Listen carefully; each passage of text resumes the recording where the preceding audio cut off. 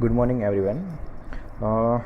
ये जो एक आस्था जगवत बैच का एक लेक्चर बाकी रह गया था लास्ट टाइम, तो round warm and it's surgical complications बहुत ही छोटा सा टॉपिक है। थियरी में तुमको पूछते हैं तो बहुत ही एकदम सिंपल सा टॉपिक है। राउंड वॉर्म इन्फेस्टेशन तुम लोगों ने माइक्रोबायोलॉजी में, पैरासाइटोलॉजी में राउंड वॉर्म के बारे में पढ़ा होगा। राउंड वॉर्म कहाँ पे एडल्ट फॉर्म होता है, फिर वहाँ पे वो क्या एक्शन करता है, वो सब। तो हमको आज सीखना है राउंड वॉर्म और उसके सर्जिकल कॉम्प्लिकेशंस। तो राउंड वॉर्म दैट इज़ अस्कारियासिस लम्ब्रिकोइड्स, वो एक पैरासाइट है। तो जो भी पैरासाइट होती है उसका एक लाइफ साइकिल होता है। वो लाइफ साइकिल में उसके अलग अलग फॉर्म होते हैं, जो हर एक जो एक माइलस्टोन होता है वहाँ पे अलग अलग फॉर्म में वो होता है। तो जो अस्कारियासिस लम्ब्रिकोइड्स की जो सर्जिकल कॉम्प्लिकेशंस है वो बनती है स्मॉल इंटेस्टाइन में या फिर लार्ज इंटेस्टाइन में, ठीक है। तो लार्ज इंटेस्टाइन में या स्मॉल इंटेस्टाइन मतलब हमारे इंटेस्टाइन में वो एडल्ट फॉर्म में होते हैं, ठीक है। तो वो एडल्ट फॉर्म में वहाँ पे कैसे आए वो हमको जानना बहुत ज़रूरी होता है। तो अस्कारियासिस लम्ब्रिकोइड्स की अगर हम लाइफ साइकिल देखें तो जब कोई पेशेंट को अस्कारियासिस लम्ब्रिकोइड्स का इन्फेक्शन है तो वो जब स्टूल पास करेगा तो उसमें वो उसके एग्स होते हैं वो पास करेगा स्टूल में। स्टूल उसका पास होगा, उसके बाद उसका कंटामिनेशन होगा वाटर में, और वो एग्स या फिर कोई ग्रास पे, जब इंडिया में ज़्यादातर जो स्टूल पास होता है पेशेंट्स का वो बाहर ग्रास में होता है, तो वो ग्रास अगर इन्फेक्ट हुआ गैस से, ठीक है, तो वो सब जो वाटर में एग्स गए, ग्रास में एग्स गए, जो हमारी हरी सब्जी होते हैं वहाँ पे एग्स गए, तो वो सब एग्स जो होते हैं वो पानी या फिर हरी सब्जियाँ उसके साथ जाते हैं हमारे ओरल कैविटी में और उसके बाद जीआईटी में। तो एग्स बाहर आए, उसके बाद एग्स कंटामिनेट हुआ वाटर में या फिर ग्रास में या वेजिटेबल्स में, उसको पेशेंट दूसरा कोई इंसान होगा उसने उसको कंज्यूम किया, तो फीको ओरल रूट से एग हमारे बॉडी में एंटर होगा। वो स्टमक में जाएगा तो स्टमक में तो वो पूरा उसके ऊपर एक लेयर होता है एग्स के ऊपर, तो वो प्रोटेक्टेड रहेगा। स्टमक में जो हाइड्रोक्लोरिक एसिड होता है HCl, गैस्ट्रिक जूस होता है, उससे वो प्रोटेक्शन में रहेगा, तो स्टमक में उसको कुछ नहीं होगा। उसके एग्स जो है वो इंटेस्टाइन में जाएंगे, स्मॉल इंटेस्टाइन में, वहाँ पे वो एग में से लार्वा में ट्रांसफॉर्म होते हैं। लार्वा जो है वो स्मॉल इंटेस्टाइन की वॉल को पियर्स करते हैं और वाया पोर्टल वेन वो पोर्टल सर्कुलेशन में एंटर होते हैं। जो स्मॉल इंटेस्टाइन की ब्लड सप्लाई है और विनस रिटर्न है वो मोस्टली जो जीआईटी का पोर्टल वेनस रिटर्न है वो पोर्टल वेन में होता है। तो पोर्टल वेन में पूरा ब्लड जाता है जीआईटी का, और वो ब्लड जाएगा लीवर में या फिर वेना कावा में।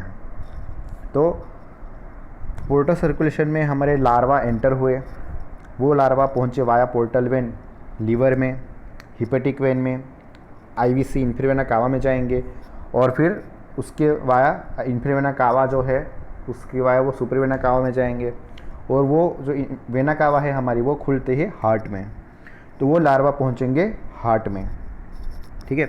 Right side of the heart है वहाँ पे वो पहुंचेंगे। उसके बाद हार्ट में पूरा जो सर्कल होता है हमारे ब्लड का, वो ब्लड जो होता है उसके साथ पल्मोनरी आर्टरी में होके वो पूरे लार्वा पहुंचेंगे लंग में, क्योंकि जो पल्मोनरी आर्टरीज है वो हार्ट से निकल के लंग में जाती है। तो अब ये लार्वा पहुंच गए लंग में। तुम जब उनके अलग फॉर्म याद करोगे तो ओरल कैविटी में एग होगा, एग से एग फॉर्म में ही रहेगा स्टमक में, इंटेस्टाइन में जाएगा तो एग में से लार्वा बनेगा। लार्वा पहुंचेगा वाया पोर्टल वेन में से होके, लीवर से होके हिपेटिक वेन, आईवीसी, और जाके पहुंचेगा हार्ट में, right side of the heart में। वहाँ से वो पूरा सर्कुलेशन होके पल्मोनरी आर्टरी में से होके वो जाएगा लंग में। अब लंग में जब पहुंचता है लार्वा तो लंग में उसका मैच्योरेशन होता है, वो मैच्योर बनते हैं।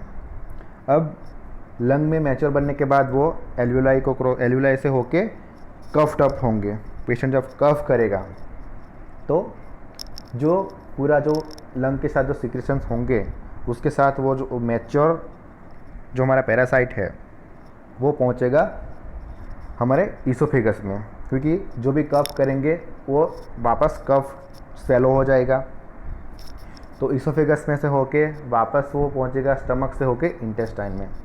तो इसकी एक ही ट्रैक में से होके उसके दो फॉर्म जाते। इनिशियली ईसोफेगस, स्टमक और इंटेस्टाइन यही रास्ता क्रॉस करेगा एग्स, लेकिन जब वो एग्स वाया पोर्टल वेन से होके लीवर से होके लंग में पहुंच जाएंगे और वहाँ से वापस कफ में स्वेलो बन के वो हम जब स्वेलो करेंगे तो वापस वो वही ट्रैक है इंटेस्टाइन ईसोफेगस, स्टमक और इंटेस्टाइन।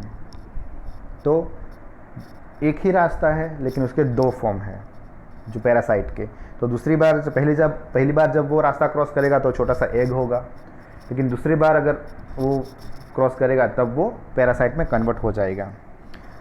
इंटेस्टाइन में जाके वो एडल्ट बनते हैं, मेल और फीमेल यूनियन होते हैं और फिर वापस वो एग को रिलीज़ करते हैं। वो एग वापस स्टूल में पास होगा और यही साइकिल पूरा फिकोरल रूट से कंटिन्यू रहेगा। तो जो एडल्ट वॉर्म है वो इंटेस्टाइन में होता है, तो इंटेस्टाइन में वो वहाँ पे चिपक जाएंगे। इंटेस्टाइन की जो म्यूकोजा है वहाँ उसको चिपक के वहाँ से वो ब्लड सक करेंगे और बहुत ज़्यादा जब हो जाते हैं उसकी मल्टीप्लिकेशन तो क्या होता है कि बहुत सारा राउंड वॉर्म वहाँ पे प्लग हो जाता है और फिर वहाँ पे वो ऑब्स्ट्रक्शन करते हैं। ठीक है, तो ये इसकी एक लाइफ साइकिल है अस्केरियासिस लम्ब्रिकोइड्स की। एग से शुरू करके मैच्योर एडल्ट फॉर्म में जब बनता है उसकी पूरी जो साइकिल है वो तुमको याद रखनी है। स्टूल में पेशेंट ने एग पास किए, एग फिकोरल रूट से आया ओरल कैविटी में, ईसोफेगस में, स्टमक में, इंटेस्टाइन में। स्टमक में वो प्रोटेक्टेड रहता है क्योंकि एग के ऊपर एक लेयर होता है जो HCl ब्रेक नहीं कर पाता। इंटेस्टाइन में से होके जो एग है वो पहुँचेंगे, वो कन्वर्ट होंगे लार्वा में और लार्वा वहाँ से पियर्स करके पहुँचेंगे पोर्टल वेन से होके लीवर में, हार्ट में और फिर लंग में, और लंग में से वापस वो थोड़ा मैच्योर होंगे और वापस वो स्वेलो होंगे कफ के साथ और वापस एडल्ट फॉर्म आएंगे और वापस वो मेल एंड फीमेल यूनियन होके एग्स बनाएंगे और एग्स वापस रिलीज होंगे स्टूल में। ठीक है, तो ये लाइफ साइकिल बहुत ही इंपॉर्टेंट है। ठीक है, अब जब मैच्योर एडल्ट पैरासाइट जब स्मॉल इंटेस्टाइन में आता है तो वो जगह बहुत, मैं एक फ़ोटो दिखाता हूँ तुमको। ठीक है, ये देख लो कि ऐसे पूरा इंटेस्टाइन है वो पूरा डायलेटेड हो जाता है, डिस्टेंशन हो जाता है और ऐसे बहुत सारे जो ये जो वाइट दिख रहा है वो अस्केरियासिस लम्ब्रिकोइड्स राउंड वॉर्म है जिसने वहाँ यहाँ पे परफोरेशन कर दिया था। पहले तो उसने ऑब्स्ट्रक्शन किया और उसके बाद वहाँ पे डिस्टेंशन की वजह से परफोरेशन हो गया। ठीक है, तो अब ये कैसे करता है वो। ठीक है, तो प्रेजेंटेशन जब होता है पेशेंट का, जब पेशेंट हमारे पास आता है तो क्या लेके आता है, एक तो कोली की पेन होगा क्योंकि राउंड वॉर्म पूरे प्लग हो जाएंगे और वहाँ पे ऑब्स्ट्रक्शन करेंगे। पेशेंट को फीवर होगा, टेकिकार्डिया होगा क्योंकि राउंड वॉर्म है वहाँ उसके अंदर से टॉक्सिन बाहर आएंगे। और अगर ऑब्स्ट्रक्शन होने के बाद अगर परफोरेशन हो चुका है इंटेस्टाइन का तो पेशेंट को फीवर एंड टेकिकार्डिया होगा बिकॉज ऑफ द पेरिटोनाइटिस। सब acute intestinal obstruction, acute intestinal obstruction with palpable round warm bolus पर एब्डोमेन। हम एब्डोमेन को अगर पाल्पेट करेंगे, बहुत बड़ा अगर डिस्टेंडेड हो गया कोलोन तो हम उसको पाल्पेट भी कर सकते हैं, जो पूरा जो डिस्टेंट हुआ है उसको। परफोरेशन ऑफ द इलियम, ये उसका प्रेजेंटेशन है। पेशेंट को पेन होगा और पेशेंट को ऑब्स्ट्रक्शन के फीचर्स आएंगे, वॉमिटिंग भी होगी पेशेंट को क्योंकि ऑब्स्ट्रक्शन में वॉमिटिंग होगा पेशेंट को। तो इंटेस्टिनल ऑब्स्ट्रक्शन के साथ पेशेंट आएगा, डिस्टेंशन होगा, तो वो पेशेंट को जब हम इन्वेस्टिगेट करेंगे तो हमको मे बी ये पता चल सकता है कि ये इसको राउंड वॉर्म का इन्फेक्शन हुआ हो। ठीक है, ये उसका प्रेजेंटेशन है। कोलिक की pain and features of intestinal obstruction, perforation and fever and tachycardia are the features of peritonitis. Okay, हम इन्वेस्टिगेशन क्या क्या करवाएंगे? बेरियम मिल करवाएंगे, तो उसमें हमको फीलिंग डिफेक्ट्स दिखेगी और जो हमारे राउंड वॉर्म है उसका शेप भी हमको दिख सकता है। अल्ट्रासोनोग्राफी कराएंगे, उसमें भी हमको डायरेक्टेड बॉबल लूप्स दिखेंगे। राउंड वॉर्म जो है वो उसका प्लग बन गया है, वो भी हमको दिख सकता है सोनोग्राफी में। पेरिफेरल स्मीयर अगर कराएंगे तो उसमें इयोसिनोफिलिया होगा, क्योंकि उसका जो मैच्योरेशन है वो लंग में होता है, तो उसकी वजह से वहाँ से because of the immunity of our body eosinophilic count जो है वो बढ़ जाएगा।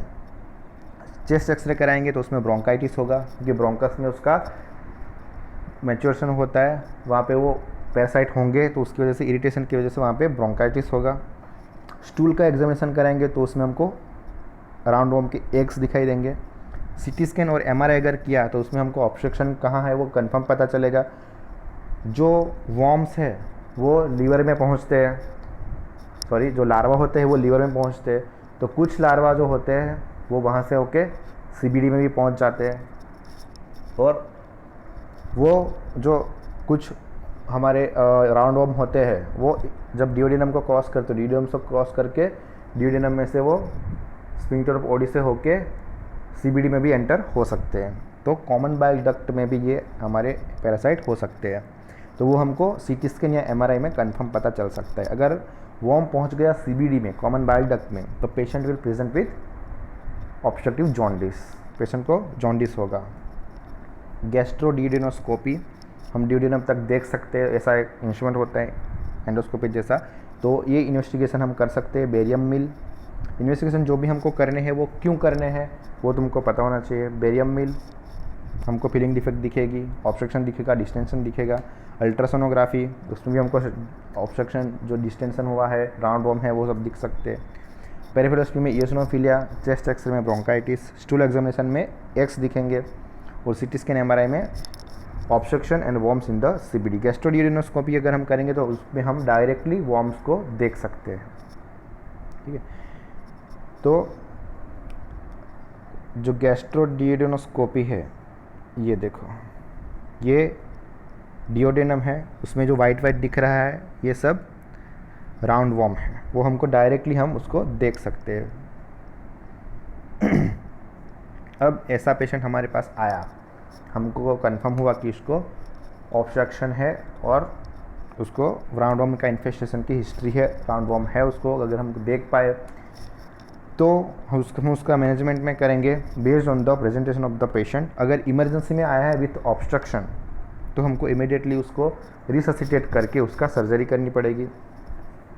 एंटी हेलमिंथिक ड्रग्स जो होती है वो स्टार्ट कर दो, पिपरेजिन, एल्बेंडाजोल एंड मेबेंडाजोल, ये एंटी हेलमिंथिक ड्रग्स है, वो उसको स्टार्ट कर दो। पेशेंट को ऑब्स्ट्रक्शन है, इसलिए ऑब्स्ट्रक्शन का हम जो भी मैनेजमेंट करते हैं वो सब मैनेजमेंट हमको इस पेशेंट में करना है। राइल्स ट्यूब पेशेंट को डाल दो, इंट्रावेनस फ्लूइड चालू कर दो।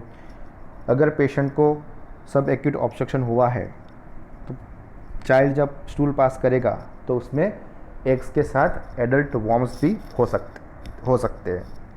ठीक है, तो based on the presentation we will start research the patient, and अगर ज़रूरत पड़ी तो उसका हम सर्जरी भी करनी पड़ेगी। अगर उसको कॉम्प्लिकेशन हुआ है, ऑब्स्ट्रक्शन हुआ है, परफोरेशन हुआ है, तो हमको इमीडिएटली उसका सर्जरी करनी पड़ेगी। और अगर इतने ज़्यादा अमाउंट में नहीं है, इतनी ज़्यादा क्वांटिटी नहीं है पैरासाइट्स की, तो हम एंटी हेलमिंथिक ड्रग स्टार्ट करके जब वेट कर सकते हैं कि पेशेंट को सब फीचर्स धीरे धीरे कम हो जाए। अब पेशेंट अगर एक्यूट ऑब्स्ट्रक्शन के साथ आया है तो exploratory laparotomy is the only choice. Patient का एब्डोमेन खोल दो, जहाँ पे भी ऑब्स्ट्रक्शन है उसको वॉर्म जो होते हैं उसको मिल्किंग करके सिकम में लाओ, सिकम के बाद कॉलोन में लाओ। ठीक है, एक बार वो कॉलोन में आ गए तो उसको हम पर एनस के रास्ते से हाइपरटोनिक सलाइन हम इन्फ्यूज़ करेंगे, तो ये जो पैरासाइट है वो मर जाएंगे और वो स्टूल में पास हो जाएंगे। ठीक है, जब बहुत सारा होता है पैरासाइट की क्वांटिटी और अगर नहीं आगे हम भेज पाते, जो वॉर्म्स है वो यूजुअली स्मॉल इंटेस्टाइन में ही ऑब्स्ट्रक्शन करते हैं। अगर लार्ज इंटेस्टाइन में आ जाए तो वो उसके बाद मोस्टली वो लार्ज इंटेस्टाइन में स्टूल में पास हो जाते हैं, तो वहाँ पे वो ज़्यादा ऑब्स्ट्रक्शन नहीं कर पाते क्योंकि उसका ल्यूमेन बड़ा होता है। तो अगर हमने बहुत सारा राउंड वॉर्म है उसको हम कॉलोन में नहीं भेज पाए इलियम से, तो उसकी एंट्रोटोमी करनी पड़ती है, वो जो बहुत ही रेयरली हम करते हैं, क्योंकि ऐसा करने से टॉक्सिन जो है वो पेरिटोनियम में आ जाते हैं और पेशेंट को पेरिटोनिटिस डेवलप हो सकता है। तो मिल्किंग करते हैं, मिल्किंग करते करते पैरासाइट को भेजते हम इलियम से सिकम में, फिर सिकम में से कॉलोन में, और कॉलोन में आए एक बार, उसके बाद उसको हाइपरटोनिक सलाइन का इन्फ्यूजन करेंगे फ्रॉम द एनस, और वो पैरासाइट स्टूल में पास हो जाएंगे या फिर एनीमा के साथ बाहर निकल जाएंगे। ठीक है, तो ऐसा करके उसके बाद हमको क्या चेक करना है कि कहीं पे परफोरेशन या ऐसा तो नहीं हुआ है, तो वो हमको चेक करना है ऑन द स्मॉल इंटेस्टाइन। अगर कुछ भी नहीं है तो हम उसको विदाउट एंट्रोटोमी एब्डोमेन क्लोज कर सकते हैं। लेकिन अगर पेशेंट हमारे पास आया ही है परफोरेशन के साथ, तो common in the ilium perforation हो ही गया है, तो टॉक्सिन तो ऑलरेडी पेरिटोनियम में आ गया है, पेशेंट को पेरिटोनाइटिस डेवलप हो चुका है, तो ऐसे मौके पे हम क्या करेंगे, परफोरेशन है उसको थोड़ा बड़ा कर देंगे, पूरा इंटेस्टाइन हम उसको थोड़ा बड़ा खोल देंगे और बहुत जो भी वॉर्म्स है उसको बाहर निकाल लेंगे, उसको बहुत सारा सलाइन वॉश देंगे, और जो भी है जहाँ पे भी परफोरेशन हुआ है उसको हम ऐसा इलियोस्टोमी बाहर निकाल देंगे। ठीक है, ताकि जो भी टॉक्सिन जो भी हो वहाँ से डायरेक्टली बाहर आ जाए। After 6 to 12 weeks closure of the ileostomy. तो ये जब ऑब्स्ट्रक्शन होता है तो चेक करो कि परफोरेशन नहीं है अंदर ओपन करने के बाद, और अगर परफोरेशन नहीं है तो मिल्किंग करके सब वॉर्म को भेज दो कॉलोन में, और कॉलोन में भेजने के बाद हाइपोटोनिक सलाइन के साथ वॉश दे दो। अगर परफोरेशन है तो बड़ा कर, इंसिजन बड़ा कर, जो परफोरेशन हुआ है इलियम में उसको बड़ा करके सब वॉर्म्स बाहर निकाल लो, सलाइन का वॉश दे दो और उसको ऐसा इलियोस्टोमी बाहर निकाल लो। ठीक है, और closure of ileostomy after 6 to 12 weeks. तो ये एक फ़ोटो है गैस्ट्रोड्यूरोस्कोपी की, मैंने तुमको दिखाई थी अभी पहले। ये ऑन टेबल ऑब्स्ट्रक्शन की फ़ोटो है बिकॉज ऑफ द वेरासाइट इन्फेस्टेशन। ये खोलने के बाद हमको ऐसे दिख सकता है। ये परफोरेशन जब हो जाता है इलियम का तो ऐसे पूरा ये परफोरेशन हो गया है और पूरे जो स्मॉल राउंड वॉर्म है वो ऐसे बाहर एडल्ट वॉर्म दिख जाएंगे। ठीक है, शायद बहुत टाइम पहले एक वीडियो आया था मैगी जब बैन हुई थी तब, कि मैगी खाने के बाद ऐसा हुआ पेट पूरा ब्लॉक हो गया और सर्जरी की तो पूरी की पूरी मैगी ऐसे बाहर निकली। ऐसा एक वीडियो भी आया था पहले, तो वो पूरा फेक था, वो मैगी नहीं थी, वो राउंड वॉर्म थे। शायद तुम लोगों ने किसी ने देखा हो तो याद होगा तुमको। तो ये राउंड वॉर्म है, मैगी नहीं है। ठीक है, ये पूरे एडल्ट फॉर्म है राउंड वॉर्म के। ये एक और फोटो है ऑन टेबल कि इलियम में कैसे पूरी ल्यूमेन को वो ब्लॉक कर देते हैं। ठीक है, तो ये हो गई ओपन सर्जरी। उसके बाद एक आती है ERCP। अगर CBD में और पेंक्रेटिक डक्ट में अगर उसके लार्वा या फिर उसके पैरासाइट पहुंच गए, पैरासाइट के एडल्ट फॉर्म, तो एंडोस्कोपिक रिट्रोग्रेड कोलेंजोपेंक्रेटोग्राफी करके हम वो पैरासाइट को या उसको निकाल सकते हैं। तो सर्जरी में ट्रीटमेंट में एक तो तुमको याद रखना है anti helminthic drugs, piperazine, mebendazole and albendazole. उसके बाद लेप्रोटोमी। अगर लेप्रोटोमी में पेशेंट कब करना पड़ेगा, जब ऑब्स्ट्रक्शन होगा या फिर परफोरेशन होगा तो लेप्रोटोमी करनी पड़ेगी। वो निकालने के बाद इलियोस्टोमी कर दो। ठीक है, और 6 to 12 वीक्स के बाद क्लोजर ऑफ द इलियोस्टोमी। और तुमको याद रखना है हाइपोटोनिक सलाइन का वॉश फ्रॉम एनस। ERCP अगर पैरासाइट पहुंच गए CBD में या पेंक्रेटिक डक्ट में तो ERCP करके हम उस पैरासाइट को निकाल सकते हैं। तो ये है surgical manifestation of the round warm. बहुत ही छोटा सा टॉपिक है, तुमको बहुत अच्छे से, बहुत सिंपल टॉपिक है, तुमको याद रखनी है इसकी लाइफ साइकिल। ठीक है, और लाइफ साइकिल के बाद उसके मैनिफेस्टेशन और उसका प्रेजेंटेशन और उसकी ट्रीटमेंट। ठीक है, अगर कोई कन्फ्यूज़न हो तो कमेंट में तुम लिख सकते हो, और बहुत ही छोटा सा टॉपिक है तो अच्छे से तुमको याद रह जाएगा। ठीक है, थैंक यू।